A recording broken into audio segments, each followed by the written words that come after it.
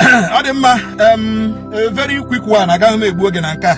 I'm this video to APC Imo State and their ghost and non-existent groups. Mande when group in the APC Imo State he will gasri AJM Nonsonkwa attack. Nonsonkwa chola APC government for an Imo State. I am telling you. Nonsonkwa chola hejubona. Every day they will come up with one press release condemning Nonsonkwa, blackmailing Nonsonkwa, making propaganda against Nonsonkwa. I want to tell Imo APC and the APC government in Imo State that Nonsonkwa are very shameless. Now what I'm shameless. As far as Unu Juro, he made the right thing. I remain shameless to all your allegations. I remain shameless to all your propaganda. I remain shameless to all your I remain shameless. And when you now get my back here down in criticizing this government of APC. No, he also do me. If you like, go and concoct one concussion. If you like, concoct one concussion. Begin to write rubbish to tarnish the image of Nonsonkwa. Nonsonkwa is a very shameless man. If you don't know, whenever I am fighting for justice, I am very shameless. Whenever I am fighting for the people, whenever I am fighting for equality, whenever I am fighting for good governance, I remain shameless. I must fight you dirty. Yes. I can never back down. Back down. So if you like, begin to issue press release to tarnish my image. By Nana, Nonsonkwa is a shameless human being as far as fighting justice and fighting injustice is concerned. As far as Unu Juro, I'm talking to APC in Imo State and the government. As far as Unu Juro made the right thing, I will fight you people.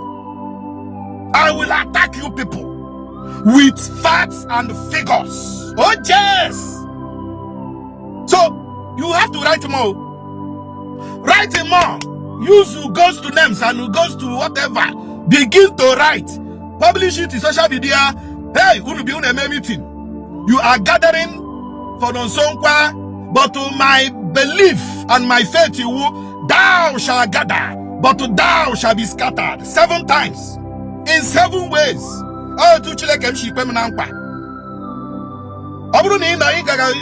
you see what was flying, even in my profile, help us through me.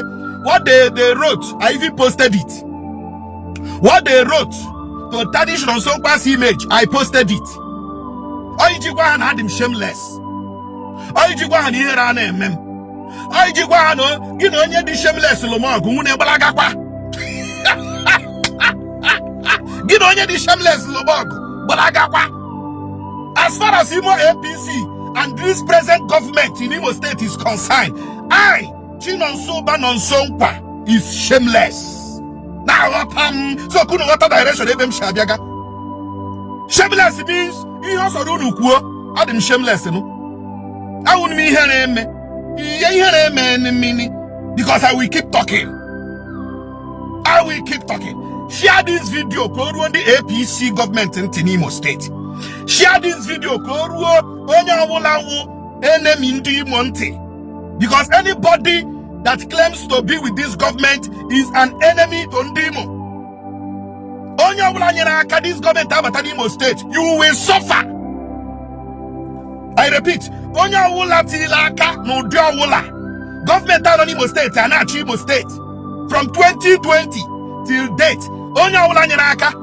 Imere rigido, ibilabi, itileti, ikuterekute, imere kidetredete, ihawula wi himere. Oto wuli shirime to install this present government in Imo State. You will suffer. You will igata hohore lanjogo. Igata hohore lanjogo.